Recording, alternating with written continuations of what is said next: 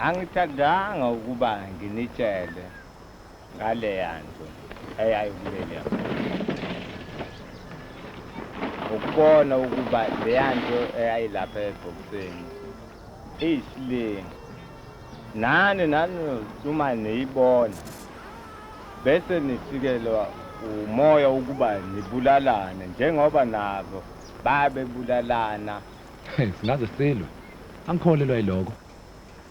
Siyezwana, sizala ndawonye, siyathandana.